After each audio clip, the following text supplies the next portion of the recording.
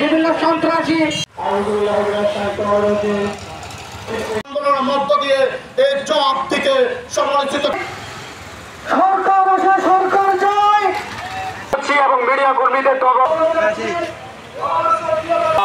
এখনো কোনে হাসিনা অন্তর্ভুক্ত আছেন।